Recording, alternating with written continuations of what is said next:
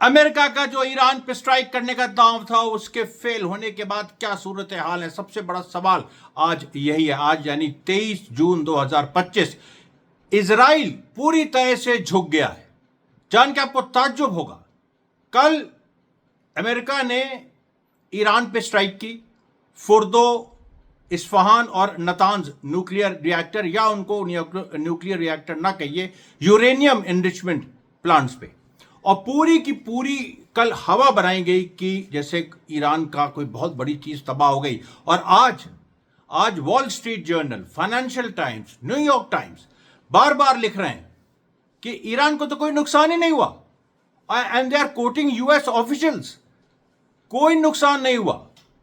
यह Financial Times की report है, न्यूयॉर्क टाइम्स की रिपोर्ट है, और उसके साथ ईरान ने आज अपना 21st वेव जो मिसाइल्स का और ड्रोन्स का है वो लॉन्च कर दिया। और इस बार हर बार ड्रोन्स ज्यादा होते हैं, मिसाइल्स कम होती है। इस बार ड्रोन्स तो थे ही, लेकिन मिसाइल जो थी वो खैबर सीरीज की मिसाइल्स थी, जिनके डुअल वॉर हेड्स होते हैं या मल्टी वॉर हेड्स होते हैं कई तरीके से। जैसे उनका जो पूरा कई उसमें पेलोड्स होते हैं, एक बॉम्ब नहीं होता है, 3 या 4 या 5 होते हैं जो डिटैच हो जाते हैं, और उसके बाद जब वो मिसाइल लगती है तो उसके साथ उसके जो बाकी वॉरहेड्स हैं वो भी अलग अलग दिशाओं में वो भी एक्सप्लोड करते हैं। सोचिए आप, ये पूरी टेक्नोलॉजी ईरान यूज कर रहा है। और इजराइल का सबसे बड़ा डर यही है कि ईरान के पास एज है टेक्नोलॉजी के मामले में। और अब तो हमारे पास आखिरी जो हमारा हथियार था कि यूएस यूरेनियम एनरिचमेंट साइट्स जो ईरान के उनको बॉम्ब करते, वो भी हो गया। वो अलग बात है कि उसकी सच्ची कहानी क्या है, लेकिन चलो कहने को वो भी हो गया। ट्रंप ने पिंड छोड़ाया अपना, और आपको एक ट्रंप का एक और रहस्य सामने आया जिससे यह साबित हो गया कि अमेरिका ने केवल खाना पूर्ति की थी। ये अजीब देखिए पूरी चीज है, और पूरी दुनिया में ये गुहार उठ रही है। आज आप चले जाइए मेरे एक्स प्लेटफॉर्म पे, टेलीग्राम में, ब्रिटिश महिला कह रही है, ब्रिटिश महिला अधेड़ उम्र की, काफी बुजुर्ग, और वो वीडियो बना के कह रही है कि come on Iran, finish the job, flatten the place, यानी इजराइल को समतल बना दो, इजराइल को मैदान बना दो, वहां कुछ नहीं होना चाहिए। यह गुस्सा है जो गाजा में बच्चों को और औरतों को मारा इन्होंने, यह गुस्सा है। और वहां की ब्रिटिश महिलाएं कह रही हैं कि flatten Israel, come on Iran, finish the job, flatten Israel, come on Iran, finish the job, flatten Israel. ये देखिए सच्चाई है। और मैं आपको आज जो कुछ खबरें बताऊंगा, ज्यादातर ईरान इजराइल के युद्ध से जुड़ी, कुछ गाजा की भी खबरें बताऊंगा। लेकिन गाजा पे देखिए फोकस थोड़ा हट रहा है, तो मैं गाजा पे कल एक स्पेशल वीडियो आपके लिए बनाऊंगा। मैं पोस्ट के माध्यम से आपको इत्तला कर दूंगा कि वो वीडियो कब आएगा, और कल जो ईरान वाला वीडियो है वो कब आएगा। अभी देखिए जो पूरी जो स्थिति है, आज का ये एक अकेला वीडियो है, ये आज एक ही वीडियो आपके बीच आएगा, और इसमें हम देखिए कवर कर रहे हैं। अच्छा, अब ये नेतन्याहू ने सबसे पहली खबर यही थी कि नेतन्याहू ने कह दिया कि we don't want to be dragged into a war of attrition. मतलब एक जो घिसाव थकाव की लड़ाई होती है, जिसमें हमने आपको कई बार बताया है वॉर ऑफ एट्रिशन क्या होती है, यानी तुम हमारे 2 मारो, हम तुम्हारे 3 मारे, तुम हमारे 2 मारो, हम तुम्हारे 4 मारे, तुम हमारे 4 मारो, हम तुम्हारे 5 मारे। तो ये जो लड़ाई होती है इसमें ये लंबे समय तक चलती है। हमास के साथ 17-18 महीने हो गए लगातार इजराइल इसी को लड़ रहा है, वॉर ऑफ एट्रिशन को, जिसमें उसकी जो आर्मी है वो थक गई। वो क्योंकि उसमें हमेशा गुरिल्ला फोर्सेस को एडवांटेज होता है, वो लड़ाई उनके टेरेन पे होती है, ऐसी जगह पे होती है जिसके वो जानकार हैं। और जो दूसरी साइड होती है, जैसे इजराइल टाइप साइड, या 1857 में ब्रिटिश थे, उन्होंने सोचा था फटाफट मार के, अपने हमारे पास सुपीरियर हथियार हैं, हम मार के इसको जल्दी से खत्म करेंगे, 1 महीना 2 महीना, और सालों साल अगर खिंच गया मामला तो फिर अंग्रेजों को हारना पड़ेगा। और यही हो रहा है, इजराइल भी कह रहे हैं, नेतन्याहू ने खुद आज कह दिया। और न्यूयॉर्क टाइम्स से लेके तमाम, असल में कल की जो ट्रंप की स्ट्राइक थी ईरान पे, वो उस पे ये सोचा गया था कि एक फ्रॉड है, और ये फ्रॉड से एक मतलब ट्रंप का गैम्बल है कि ऐसे ही एक स्ट्राइक कर दो हल्की फुल्की, इससे ईरान डर जाएगा, और ईरान डर के हथियार डाल देगा, या उस पर इतना प्रेशर हम लोग डालेंगे कि हथियार वो डाल देगा। ये कितनी, मतलब मैं तो अचंभित इस बात से हूं कि ये तो हम लोग मोहल्ले के बीचों, जब 2 मोहल्लों में लड़ाई होती थी इलाहाबाद में, तब ये सब हम लोग नहीं सोचते थे कि एक बार में जाके मार के हम लोग उनको दबा देंगे और वो सरेंडर कर देंगे। ये तो बेसिक कॉमन सेंस है। यहाँ राष्ट्रों की बात हो रही है एक राष्ट्र कैसे सोच सकता है कि वो दूसरे राष्ट्र पे हमला करेगा और वो सरेंडर कर देगा। और शुरू से एक बार, जबकि एक बार ये पूरी थ्योरी गलत साबित हो चुकी है। इजराइल ने हमला किया था यही सोच के रिजीम चेंज हो जाएगा, ये हो जाएगा, लेकिन ईरान स्ट्रक बैक। और इस बार क्या हुआ, इस बार अमेरिका ने कल किया, उसका क्या प्रभाव पड़ा, किसी ने सीरियसली लिया ही नहीं उसको।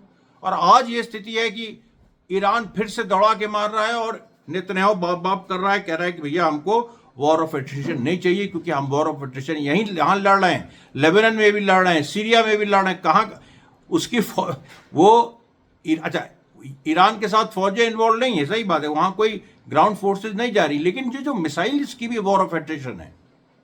इसमें भी तो ईरान का, इजराइल के स्टॉक्स डिप्लीट हो रहे हैं ना, इजराइल के पास इतने स्टॉक्स नहीं है, अमेरिका से वो बार बार मंगा नहीं सकता, संभव ही नहीं है। चारों तरफ के सी रूट्स ब्लॉक्ड है, एयर रूट्स भी, वहां पर अगर ईरान की मिसाइल ने मार दिया किसी अमेरिकन कार्गो प्लेन को तो पूरा खेल ही खत्म हो जाएगा इन लोगों का। तो ये देखिए बहुत सारी ऐसी चीजें हैं जो अभी उभर के सामने आ रही है। आज सुबह देखिए सबसे पहले, अच्छा एक और मजेदार बात, आज सुबह की जो डेवलपमेंट्स हैं उनमें यह भी हुआ कि इजराइल ने कहा कि इजराइल ने फोर्दो पे एक और हमला किया। अब आप सोचिए, अमेरिका के जो बंकर बस्टर बॉम्ब्स हैं, जो मतलब GBA-57, वो फोर्दो पे गिराए गए थे और इजराइल ने आज फिर हमला किया फोर्दो पे। अच्छा, और बहाना क्या मारा, बहाना ये मारा कि हम फोर्दो की एक्सेस रोड्स को डिस्ट्रॉय कर रहे हैं। एक्सेस रोड्स को तुम क्यों डिस्ट्रॉय कर रहे हो?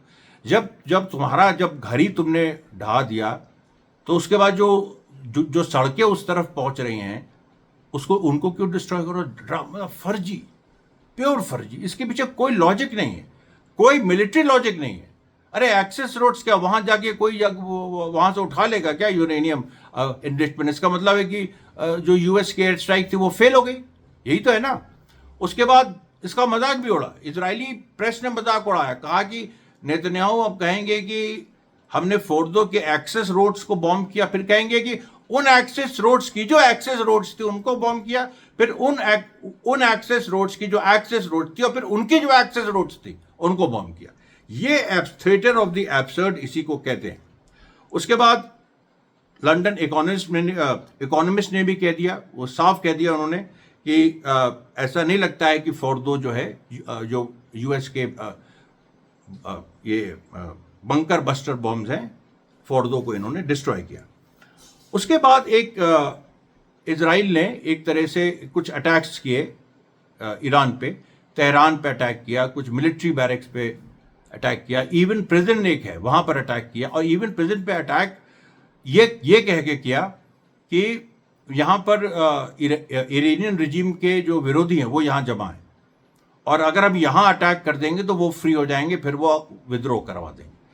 यार मतलब इतनी बेवकूफ़ी की बात कि तुम तिहाड़ जेल, तुम अगर दिल्ली में विद्रोह कराना चाहते हो तो तुम विद्रोहियों, जो सही में विद्रोही हैं और जो विचारधारा है इनकी विद्रोह की, उनको साथ नहीं लोगे, तुम तिहाड़ जेल पे हमला कर दो, तिहाड़ जेल के जो इनमेट्स हैं वो विद्रोह कर देंगे।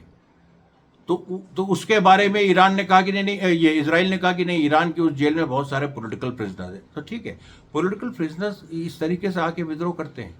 ये तो जब कोई फोर्स ऑलरेडी अरे हमने देखा है क्रांतियां कैसे होती है। जो 1857 में जो पहले सिपाहियों ने अंग्रेजों के खिलाफ विद्रोह किया, मजबूती से एक शहर जीता, जैसे मेरठ जीता, फिर उसकी जेल के दरवाजे खोले।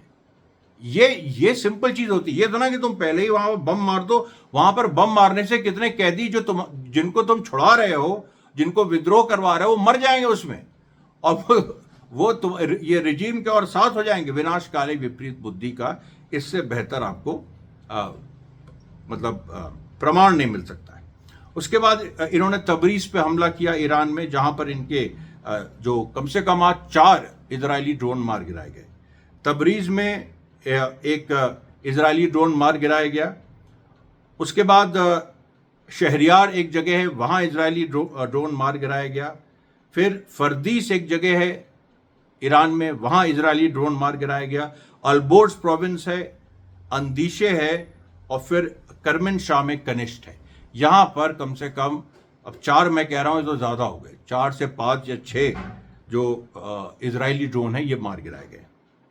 उसके बाद देखिए जो एक और जो क्राइसिस इजराइल के सामने आ रही है, इसके मैंने तस्करा कल भी किया था, एक खुलासा कि एक जो एप्लीकेशंस आ रहे हैं, जो सिविल कॉम्पनसेशन क्लेम्स आ रहे हैं, क्योंकि इस बार सिविलियंस को भारी चोट पहुंची है। ईरान ने सिविलियंस को बिल्कुल ख़त्म एक तरह से किया है इजराइल में। तो जो सिविलियन कॉम्पनसेशन क्लेम्स आ रहे हैं वो 25,000 से ज़्यादा, मतलब अभी तो हमने कल बताया था 35,000 थे, अब 25,000 पिछले 2 दिनों में आए।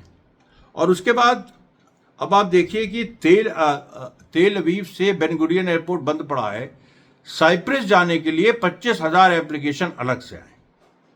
और कई लोग तो साइप्रस गुप्त रूप से चले गए हैं, बिना वीसा के चक्कर पाले वो अपना सीधे चले गए।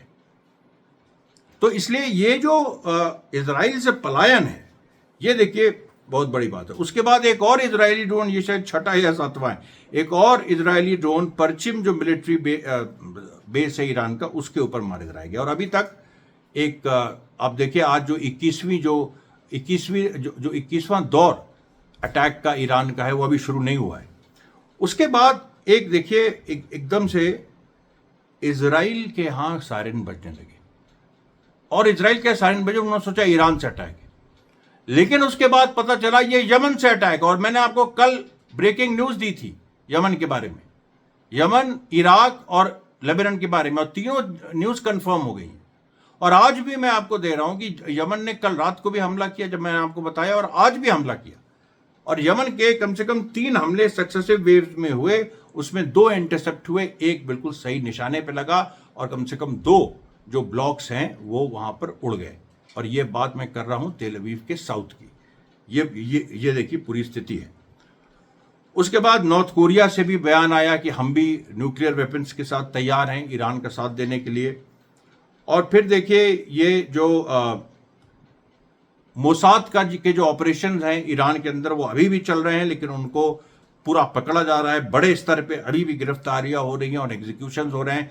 आज भी कई मोसाद एजेंट्स को एग्जीक्यूट किया गया, मार दिया गया ईरान में दिन दहाड़े। उसके बाद लोरिस्तान प्रोविंस, अब ये शायद 7वां या 8वां इजरायली ड्रोन है। लोरिस्तान प्रोविंस के ऊपर भी एक इजरायली ड्रोन को इरानियन एयर डिफेंस सिस्टम ने मार गिराया। अब आप देखिए, फिर एक और देखिए, हर्मिस ड्रोन को खुर्रमाबाद में मार दिया। ये सारी चीजें एक के बाद एक हो रही है। उसके बाद देखिए जो ईरान की तरफ से एक फिर से बयान आया कि अमेरिका को हम नहीं छोड़ेंगे। और एक चीज और, हाँ, बड़ी इंपॉर्टेंट, जो एक प्रोग्राम में हमने सुनी, उसमें देखिए बात ये हो रही है कि ईरान ने कहा था कि हम अमेरिका अटैक करेगा तो हम अमेरिकन बेसिस पर अटैक करेंगे। तो बात ये हो रही है कि मिडिल ईस्ट में सबसे बड़ा अमेरिकन बेस कौन है? वो कतार नहीं है, वो इराक नहीं है, उस पर तो चलिए प्रॉक्सीज अटैक करेंगे। सबसे बड़ा बेस तो इजराइल है, तो इजराइल को डिस्ट्रॉय करो। इजराइल पे अटैक, इजराइल का डिस्ट्रक्शन, ये ईरान की अपनी स्ट्रैटेजी है कि अमेरिका को सबसे ज़्यादा नुकसान पहुंचता है जब इजराइल पे हमला होता है। और पूरा जो जूविश लॉबी है वो पूरा गुलाटी खाती है वहाँ पर व्हाइट हाउस के लॉन्स में, लिटरली। तो ये पूरी स्थिति है। उसके बाद ईरान के एक ख़त्म अल अनबिया मिलिट्री बैरक से वहाँ भी हमला एक इजराइल ने किया, लेकिन वो नाकाम रहा। और फिर देखिए एक पूरी जो एक 21st स्वॉर्म है, जो 21वीं जो लहर एक तरह से जो ईरान ने मारी, वो शुरू हो गई यमन के हमले के बाद। फिर ये शुरू हो गई। और इसमें एक देखिए, सबसे पहले एश्केलॉन में ईरान की मिसाइल गिरी, जिसमें एश्केलॉन का एक बड़ा हिस्सा तबाह हो गया। फिर ईरान का पार्लियामेंट सेशन में था, और तेल अवीव में जैसे ही मिसाइल गिरी है, वैसे ही जो पार्लियामेंट के मेंबर्स हैं बंकर में चले गए, पूरा उसका वीडियो आ गया। उसके बाद आप देखिए तो जेरूसलम में भी एक मिसाइल गिरी, और जिसको लेके कई सेटलर्स वहां पर घायल हैं या मारे गए हैं, क्योंकि जब घायल होते हैं तो उसका मतलब मारा जाना। फिर अशदोद में एश्केलॉन के ही बगल में अशदोद में भी एक मिसाइल गिरी, और जहां पर कम से कम 6 इजरायली सेटलर्स या तो मारे गए या घायल हैं। उसके बाद जो एक अशदोद पावर प्लांट, अच्छा हाँ, अशदोद में पावर प्लांट है, तो पावर प्लांट भी नष्ट हुआ अशदोद का। और उसी पावर प्लांट के पास एक और इंडस्ट्रियल एरिया है, वहां भी मार लगी। यानी पूरा तबाही इंडस्ट्रियल इंफ्रास्ट्रक्चर की, पावर एनर्जी इंफ्रास्ट्रक्चर की, जो ईरान ने शुरू की थी, जो ईरान ने ट्रेंड शुरू किया था, वो लगातार चल रहा है। उसके बाद गाजा एनवायरमेंट, गाजा से लगे जो सेटलमेंट्स हैं इजरायली, वहां भी सायरन बजने लगे। हमास ने वहां से गाजा से मारा। ये भी देखिए, एक साथ इस बार वही मैं कह रहा हूं, कोऑर्डिनेशन में ये सारी चीजें हुई हैं। एश्कलॉन वगैरह में खैर बुरी तरह से आग लग गई। और फिर जो ईरान का बयान आया है कि हमने आज सॉलिड और लिक्विड फ्यूल्ड जो मिसाइल्स आज छोड़ी हैं, पहली बार वो उस लेवल की खाइबर सीरीज की मिसाइल्स छोड़ी हैं। और इन्होंने जो इजरायली डिफेंस है उसके कई लेयर्स को पेनिट्रेट किया। देखिए इजराइल ने अब क्या किया है कि जैसे इजराइल के पास मान लीजिए 4 एयर डिफेंस सिस्टम्स हैं, एरो है, डेविड स्लिंग है, पेट्रियट है और यूएस का थर्ड है, 4 हो गए। अब ये चारों लेवल्स को वो लोग ये करते हैं कि पहली मिसाइल आई, एक तो मिसाइल्स वहां से आती हैं ईरान से, तो वो वैसे ही वो जॉर्डन और इराक के इंटरसेप्टर्स और जो पर्शियन गल्फ के इंटरसेप्टर्स, मेडिटेरेनियन सी के इंटरसेप्टर्स, उन सबको भेजती हुई आती है। फिर ईरान में 3 उन्होंने कि पहले आयरन डोम कोशिश करेगा, फिर डेविड स्लिंग कोशिश करेगा, फिर एरो कोशिश करेगी, अंत में थर्ड कोशिश करेगा। सबको चीरते हुए कितनी मिसाइल आज गिरी हैं। ये दिखा रहा है कि वाकई ईरान के पास वो कैपेबिलिटी है कि वो समतल बना दे इजराइल को। ये पूरी स्थिति है। इजराइल के जो सिक्योरिटी जर्नलिस्ट हैं योसी मेलमैन, उन्होंने कहा है कि एक्चुअली जो आज मिसाइल्स गिरी हैं उनके वॉरहेड्स बहुत ज़्यादा थे, और अगर ये और ये मिसाइल्स और भी हेवी पेलोड कैरी कर सकती है और भी भारी बम कैरी कर सकती है। तो अगर इसी तरह से चलता रहा तो ये इजराइल के लिए बहुत बड़ी मुश्किल हो जाएगी। और अभी से देखिए, जब से वॉर शुरू हुई 12-13 जून से अभी 10 दिन ही हुए हैं, 550 बैलिस्टिक मिसाइल ईरान मार चुका है। हालांकि खैबर सीरीज की मिसाइल उसने अभी शुरू की है, लेकिन उसके पहले जो और उससे इंफीरियर मिसाइल्स हैं वो उसने मारी है, और उन्होंने भी बहुत नुकसान पहुंचाया। उसके बाद देखिए सफद। अब सफद एक ऐसा एरिया है जो कई बार आपने सुना होगा, जब लेबनान से लड़ाई चल रही थी, ये उत्तर इजराइल में है। और सफद में इनके बहुत इंपॉर्टेंट इजराइल के कुछ बेसिस हैं, मिलिट्री बेसिस जो अंडरग्राउंड है। और सफद को टारगेट आज शायद पहली बार ईरान ने किया।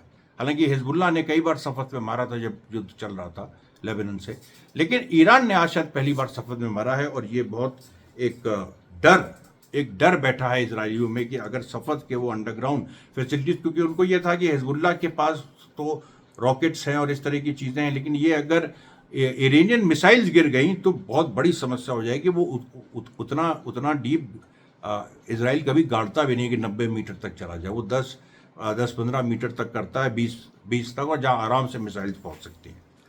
तो अच्छा, उसके बाद देखिए जो एक इजराइल ने कुछ यूनिवर्सिटी, एक है ये शहीद बेहश्ती यूनिवर्सिटी ईरान में, ये तेहरान में, उस पर एक स्ट्राइक की।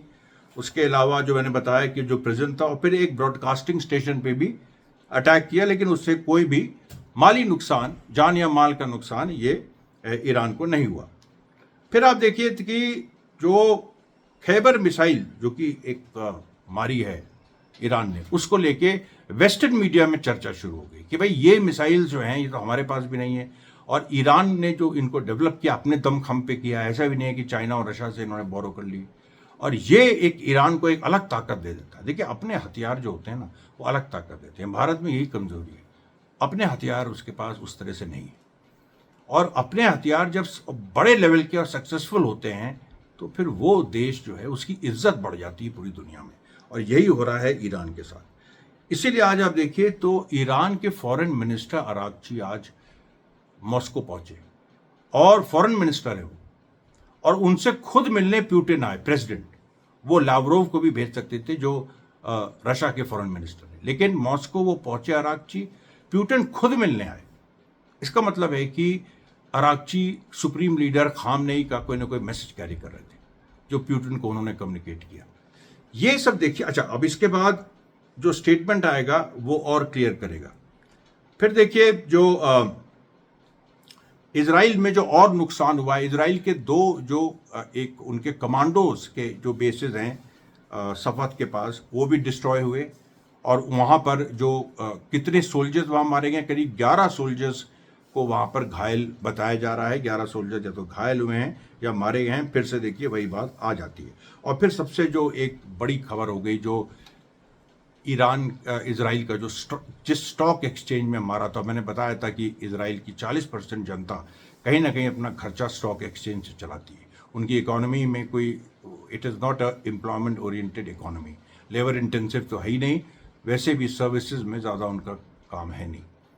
वो 40% जनता जिस स्टॉक एक्सचेंज से अपना घर चलाती है, खर्चा चलाती है एक तरह से, उसमें से आप देखिए तो इजरायली स्टॉक एक्सचेंज में बहुत ज़बरदस्त गिरावट आई और इसीलिए उसको बॉम्ब भी किया गया था। और ये देखिए इसका रिजल्ट आ गया है। करीब हज़ारों इजरायली, बल्कि लाखों में अगर भी मैं कहूँ तो अतिशयोक्ति नहीं होगी, लाखों इजरायली जो हैं वो सड़क पे आ गए। उनकी आर्थिक कमर टूट गई है। और आपको बताएं, गाज़ा में आज मैं आपको उसको समाप्त करूंगा। गाज़ा में कम से कम 6 हमले हमास ने किए और हमास लगातार मार रहा है। उसके वीडियोस भी आ रहे हैं जो मैं एक्स पे और अभी डाल नहीं पा रहा हूँ। एक दिन मैं पूरा गाज़ा को डेडिकेट करूंगा। कल एक वीडियो ज़रूर गाज़ा पे अलग से बनाऊंगा कि वहाँ क्या स्थिति है। मोटा मोटी गाज़ा में देखिए सिविलियंस अभी भी शहीद हो रहे हैं और रेजिस्टेंस की लेकिन ताकत बढ़ रही है। जैसे जैसे रेजिस्टेंस की ताकत बढ़ रही है, IDF पीछे हट रही है। अब वहाँ पर एक हवाई ऐसा मामला है, हवाई जहाज़ों से इजराइल मार रहा है। लेकिन एक और ये खबर है कि ईरान अब उन जहाज़ों को भी टारगेट करेगा जो गाज़ा में बमबारी कर रहे हैं। तो ये देखिए आज का प्रसारण, कल फिर हाजिर होंगे। धन्यवाद साथियों, बहुत बहुत धन्यवाद।